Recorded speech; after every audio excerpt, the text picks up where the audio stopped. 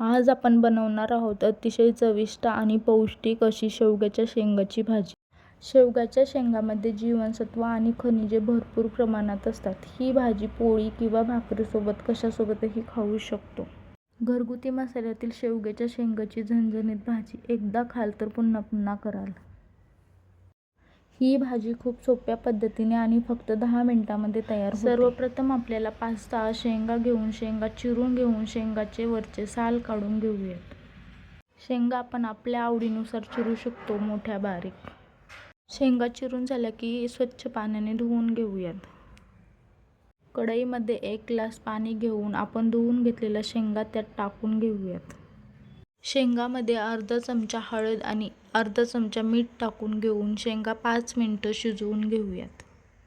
भाजीसाठी वाटण तयार करून घेऊयात. मिक्सर जारमध्ये खोबरं चिरून घेऊयात. लसूण आणि कोथिंबीर याचे एक छान असं वाटण तयार करून घेऊ.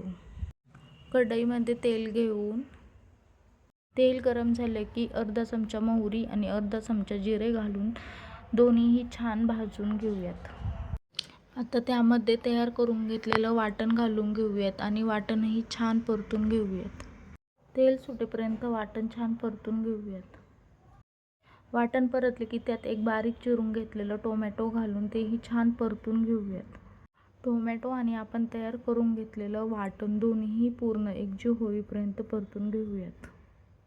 त्यानंतर त्यात हळद, लाल तिखट, धनेपूड, कांदा लसूण मसाला, काळा मसाला हे सर्व मसाले घालून छान मिक्स करून घेऊयात. सर्व मसाले मिश्रणामध्ये एकजीव झाले की त्यात अर्धी वाटी पाणी घालून तेही छान तेल सुटेपर्यंत परतून घेऊयात. मसाले छान परतले गेले की भाजीला तर्री देखील येते.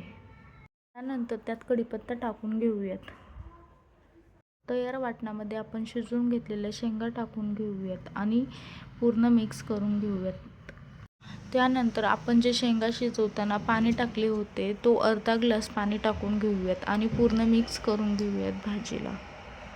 अर्धा चमचा मीठ टाकून घेऊयात. मीठ हे अर्धा चमचाच टाकायचं, कारण आपण शेंगा शिजतानाही अर्धा चमचा मीठ टाकलेलं आहे आणि तेच पाणी आपण या भाजीमध्ये टाकलेलं आहे. गॅस हा मंद ठेवून भाजी 10 मिनिटं उकळून घेऊयात. 10 मिनिटांनंतर आपण पाहू शकतो आपल्या भाजीला तर्री देखील छान आलेली आहे आणि भाजी एकजीवही पूर्ण झालेली आहे. मंद आचेवरती भाजी ठेवली ना, भाजीची तर्री देखील जात नाही आणि भाजीला काही वेगळीच टेस्ट येते. तुम्ही पाहू शकता आपली भाजी किती छान दिसत आहे ते. तर्री देखील छान आलेली आहे. तर तयार आहे आपली झणझणीत शेवग्याच्या शेंगाची भाजी. न आवडणारेही आवडीने खातील. रेसिपी करायला एकदम सोपी आणि साधी. तुम्हीही नक्की ट्राय करा ही रेसिपी आणि तुमच्याही घरच्यांना खाऊ घाला अशी शेवग्याच्या शेंगाची भाजी, जे की आवडीने खातील. आपल्या चॅनलला सबस्क्राईब करायला विसरू नका, जेणेकरून पुढील व्हिडिओ तुमच्यापर्यंत येतील.